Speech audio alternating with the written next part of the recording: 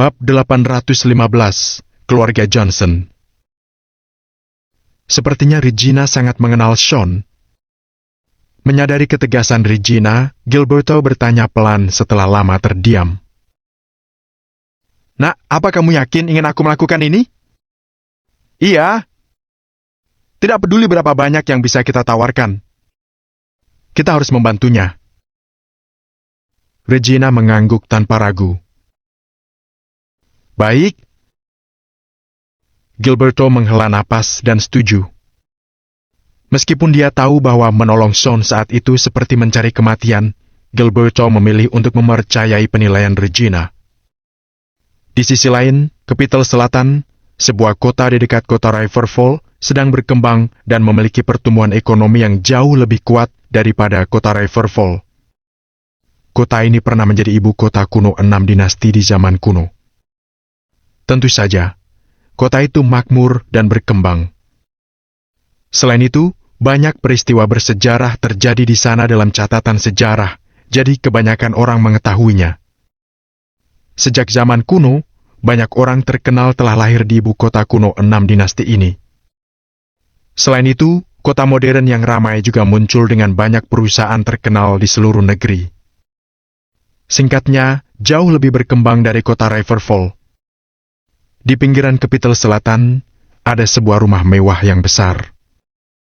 Rumah mewah itu berada di depan sungai yang tidak berujung, dengan gunung-gunung yang menjulang tinggi sebagai latar belakang. Jembatan Capital Selatan, yang panjangnya lebih dari 4 kilometer, bisa dilihat di kejauhan. Ada gunung dan sungai, dan sekitarnya cocok untuk tempat tinggal. Sebuah batu alam besar dengan tulisan kediaman keluarga Johnson diukir di sisinya, terletak di sisi kiri pintu masuk mansion. Kata-kata itu terukir di batu dan dilapisi dengan cat emas yang menarik perhatian. Kediaman keluarga Johnson dari Capital Selatan. Di tempat inilah, bahkan orang-orang penting pun akan terhalang. Dikabarkan ada seorang pensiunan jenderal angkatan darat di barat laut yang memiliki status luar biasa, tinggal di dalam rumah itu. Seharusnya dia menetap di ibu kota dan hidup di bawah asuhan kaisar. Namun, Jenderal Johnson memilih kembali ke kampung halamannya. Namun, itu hanya spekulasi. Tidak ada yang tahu latar belakang kediaman keluarga Johnson, dan tidak ada yang berani mengoreknya. Singkatnya, hanya beberapa orang di Capital Selatan yang berani mengusik kediaman keluarga Johnson. Saat itu, ada seorang pria paruh baya yang bermartabat dan berpenampilan biasa sedang berbicara dengan seseorang di ruang kerja kediaman keluarga Johnson. "Tuan Arthur, Nona Charlotte belum makan apapun seharian," lapor seorang pelayan berusia 50-an pada pria paruh baya itu dengan suara pelan. Pria paruh baya itu mendengus dan berseru dengan tegas. "Kalau begitu, buat dia mati kelaparan jika tidak mau makan. Jangan pernah berpikir untuk membuatku berkompromi dengan cara seperti itu." "Tuan Arthur." Pelayan itu menghela napasnya, namun tak berani berkata lebih jauh. "Bagaimanapun, di masa depan, dia tidak bisa keluar dari kediaman keluarga Johnson tanpa izinku, seperti bagaimana dia melarikan diri dari Capital Selatan sebelumnya. Beraninya dia!" Pria paruh baya itu semakin marah saat berbicara. Dia tidak bisa menahan diri untuk tidak menggebrak meja. Pelayan itu sangat ketakutan sehingga dia tidak berani mengucapkan sepatah kata pun. Beberapa detik kemudian, pria paruh baya itu menghela napas dan berdiri sambil berkata, "Dia benar-benar belum makan apapun selama sehari. Mengapa dia tidak makan? Bahkan jika dia ingin melarikan diri, dia harus makan cukup sebelum dia berlari, kan?" Pada akhirnya, dia tidak punya pilihan selain berkompromi. Lagi pula Charlotte adalah putrinya. Pelayan itu bungkam selama 2 detik sebelum dia berani mengatakan yang sebenarnya. "Sebenarnya, Nona Charlotte tidak berniat mogok makan agar kamu membebaskannya, Tuan Arthur. Aku mendengar dari Nona Charlotte bahwa dia ingin membantu grup lain." "Grup lain?" Apakah itu perusahaan kecil di kota Riverfall tempatnya bekerja? Pria paruh baya itu mendengus dan melanjutkan dengan tidak sabar. Beraninya mereka menyembunyikan putriku begitu lama. Aku belum membalas dendam pada mereka. Sekarang, dia ingin membantu mereka? Dia akan memusnahkan grup Lane lebih awal jika bukan karena Charlotte menghentikannya. Pelayan itu bungkam selama beberapa detik dan memberanikan diri untuk berbicara. Tuan Arthur, Nona Charlotte tidak menderita keluhan apapun di sana. Pria itu terdiam saat mendengar kata-kata itu. Kata-katamu masuk akal. Beberapa detik kemudian, pria itu menatap pelayan itu dan bertanya, apakah dia bersedia makan jika aku membantu perusahaannya? Saat itu, pintu dibuka dan seorang wanita muda yang cantik masuk sambil berkata, ya, selama kamu membantu grup Lane menyelesaikan situasi saat ini, aku akan makan enak dan tidak pernah kekurangan lagi. Gadis cantik itu adalah Charlotte. Ketika pria itu melihat Charlotte masuk, wajahnya langsung sedih dan berpura-pura serius. Pria paruh baya itu memandang Charlotte dan bertanya dengan acuh tak acuh. Mengapa kamu ingin membantu mereka? Ketika aku berada di kota Riverfall, mereka adalah orang-orang yang merawat aku. Ketika aku diganggu, mereka melindungi aku. Aku hanya membawa sejumlah kecil uang tunai saat itu. Aku akan mati kelaparan jika bukan karena grup Lane. Charlotte berdiri di depan pintu, menatap pria paruh baya itu, dan berbicara dengan serius. Pria paruh baya itu melirik Charlotte. Jika putrinya berniat membalas kebaikan orang padanya, dia akan berada di pihak putrinya. Dia mengangguk, duduk di kursi, dan berkata, katakan padaku, apa masalah yang dihadapi grup Lane? Tuan Watson akan memberitahumu. Bagaimanapun, kamu harus membantu mereka. Setelah mengatakan itu, Charlotte berbalik dan pergi. Pria paruh baya itu menggebrak meja lalu menunjuk Charlotte. Dia berteriak, pergi dan makan sesuatu sekarang juga. Kalau tidak, aku tidak akan pernah mengambil tindakan. Namun Charlotte meninggalkan ruangan tanpa menoleh ke belakang. Pria paruh baya itu memandang pelayan itu dan berkata dengan cemberut, jelaskan padaku situasinya. Tuan Arthur, grup Lane bukanlah perusahaan besar. Sebaliknya, itu hanya perusahaan kecil. Mereka mengacaukan perusahaan Kaplan Holdings dari ibu kota baru-baru ini, jadi mereka ditekan. Kata pelayan itu melaporkan penyelidikannya kepada pria paruh baya itu. Perusahaan Kaplan? Mereka punya nyali ya? Beraninya mereka mengulurkan tangan mereka ke garis properti kediaman keluarga Johnson? Pria paruh baya itu terkejut mendengar tentang perusahaan Kaplan, tetapi tidak ada sedikit pun ketakutan dalam ekspresinya. Perusahaan Kaplan memang kuat. Namun, itu tidak seberapa dibandingkan dengan kediaman keluarga Johnson. Tuan Arthur, mereka tentu tidak akan berani mendirikan cabang di Capital Selatan. Pelayan itu buru-buru menggelengkan kepalanya dan berseru dalam hati. Perusahaan Kaplan tidak akan pernah berani mendirikan cabang di Capital Selatan. Pria paruh baya itu mengetuk meja dan bertanya lagi. Apakah maksudmu perusahaan Kaplan telah menggunakan hubungan ibu kota untuk menemukan seseorang di negara bagian Riverland yang bisa membantu menekan grup Lane? Iya. Pelayan itu mengangguk. Pria itu mendengus dan mencibir. Perusahaan tidak penting seperti itu ingin membuat kehebohan, ya? Ya, anggap saja sebagai bantuan agar putriku membalas kebaikannya. Hubungi kantor gubernur negara bagian Riverland. Aku ingin berbicara dengan Ellen. Bab 816. Bantu dia satu kali. Pelayan itu tercengang dengan kata-kata pria itu. Jika mansion keluarga Johnson menelpon gubernur negara bagian Riverland secara langsung, mereka harus menunjukkan rasa hormat pada kediaman keluarga Johnson. Namun, pelayan itu tidak yakin apakah layak membalas budi kepada seorang asing.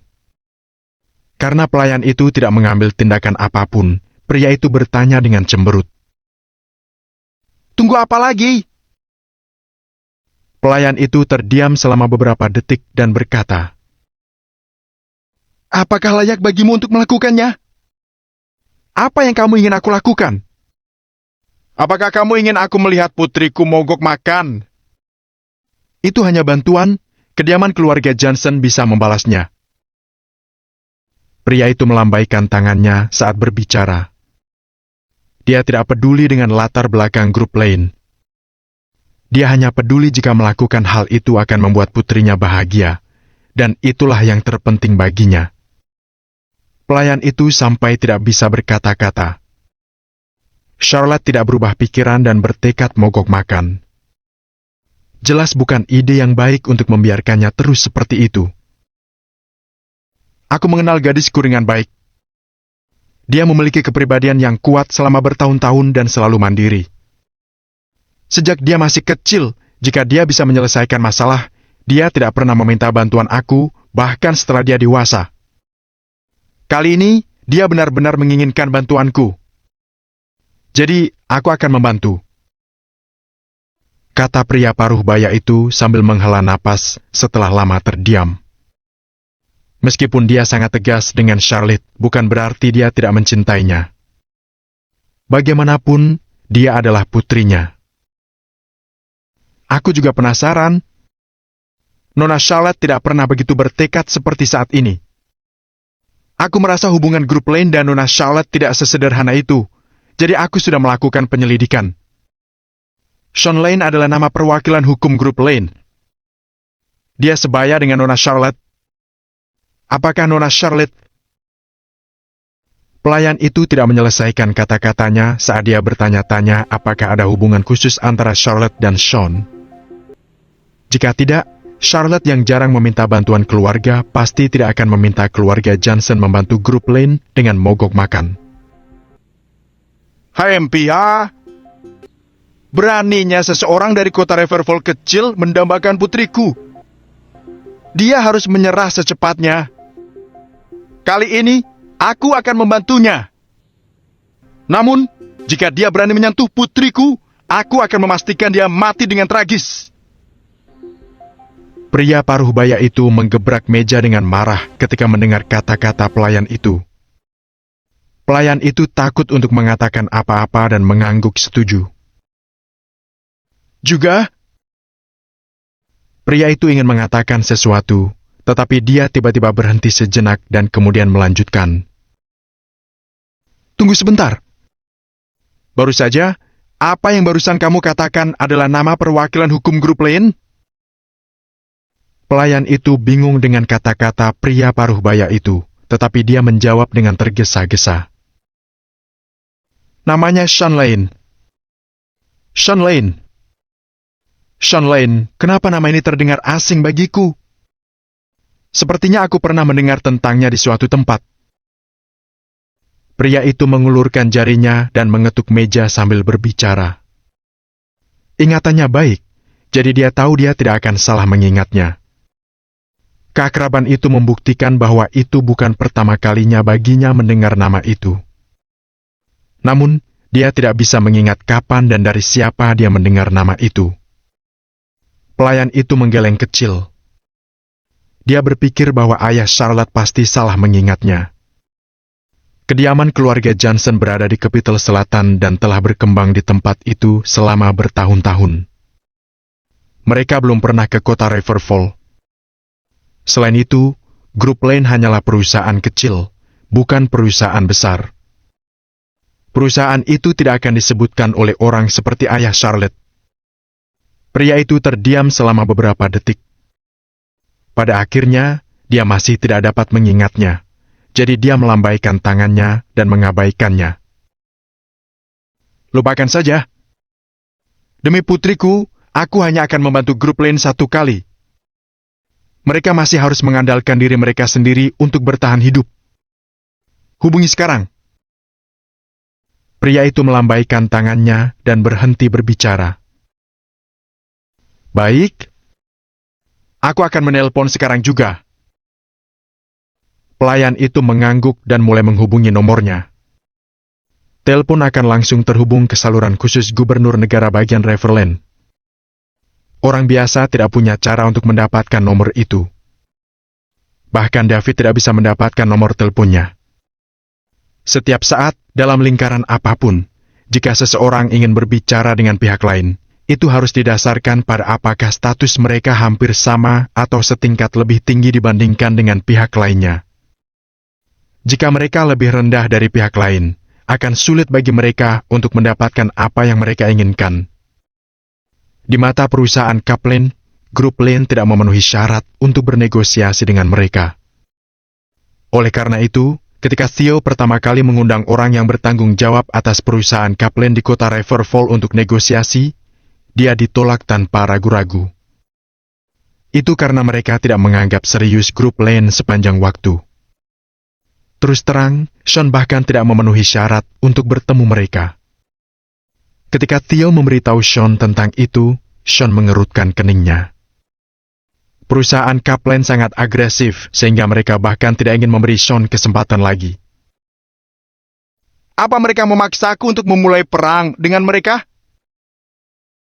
Ada rasa dingin muncul di mata Sean saat dia berbicara. Bab 817, sebuah janji temu. Theo bungkam selama 2 detik tetapi kemudian langsung mencoba membujuk Sean dan berkata, Jenderal, tenanglah. Mereka di barat laut curiga bahwa keberadaanku ada hubungannya denganmu.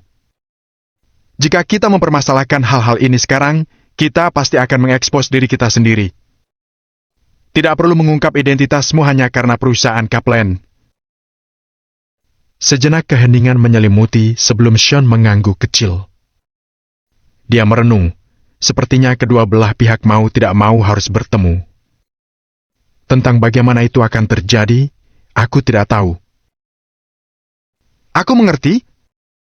Istirahatlah. Jawab Sean akhirnya sambil mengangguk. Lalu, dia menutup teleponnya.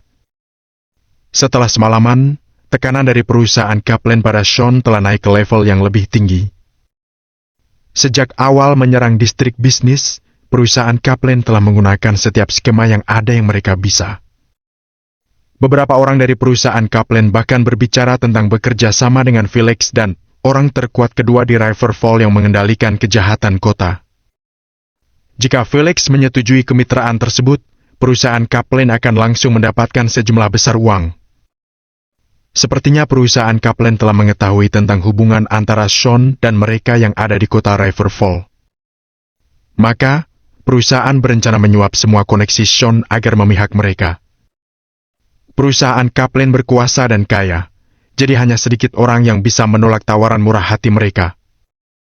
Lebih dari setengah staf pemerintah di kota Riverfall dibeli oleh perusahaan Kaplan. Bahkan Barnabas Whiten, yang pernah memiliki hubungan baik dengan Sean, sekarang berteman dengan perusahaan Kaplan. Meskipun begitu, Sean tidak menyimpan dendam apapun pada perusahaan itu. Bagaimanapun, dia tahu superioritas menguasai masyarakat. Sejak perusahaan Kaplan mengetahui hubungan Sean dengan mereka yang ada di negara bagian Riverland, wajar saja jika seluruh kota Riverfall tidak berani melanggar perintah perusahaan Kaplan. Keesokan harinya, pukul 10, Sean duduk di kantor dan mendengarkan Theo memberikan laporannya. Semua yang dia katakan adalah kabar buruk. Jenderal, jika keadaan terus seperti ini, kita tidak akan bisa melawan penindasan perusahaan Kaplan. Kita akan segera berada di ambang kebangkrutan. Juga, begitu mereka menyadari apa yang terjadi pada 2 jumlah uang dari perusahaan Eisen dan memberitahu seluruh kota. Theo tersendat mengerucutkan bibirnya.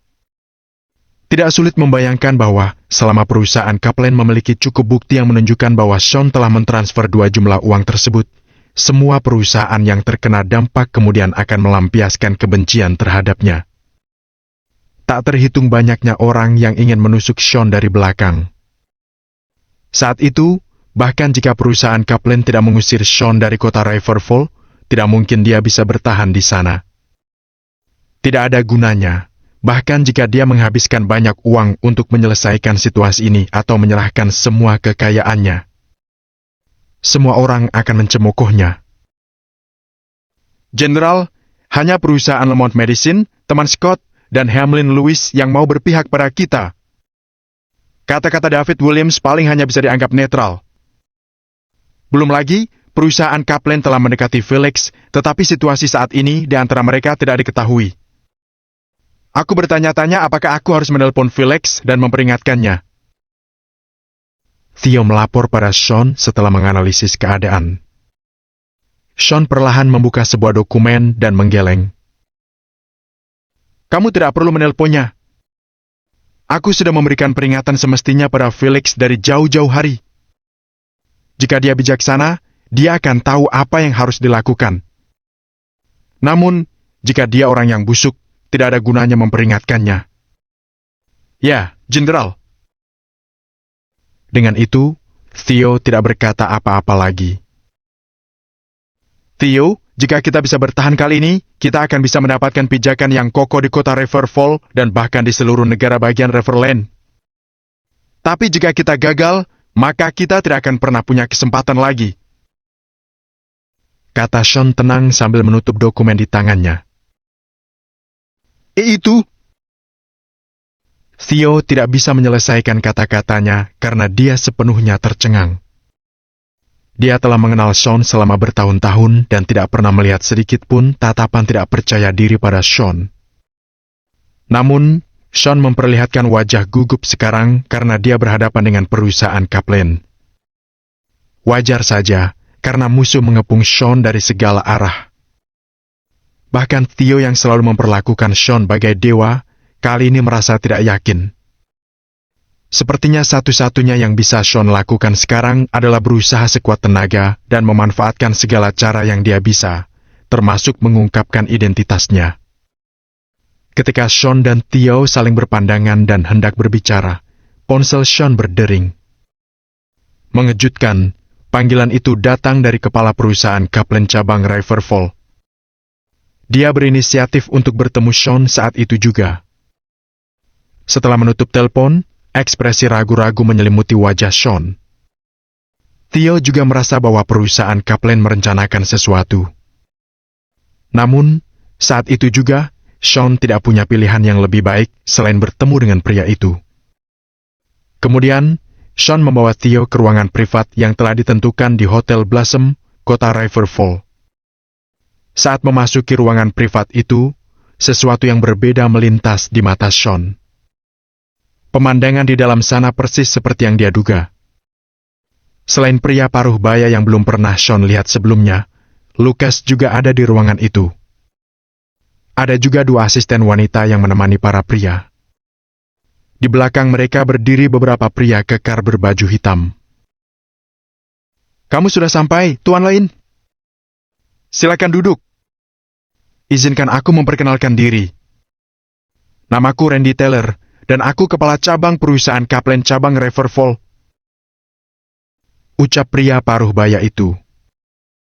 Dia duduk di kursi utama sambil tersenyum cerah melihat kedatangan Theo dan Sean, terlihat sangat santun.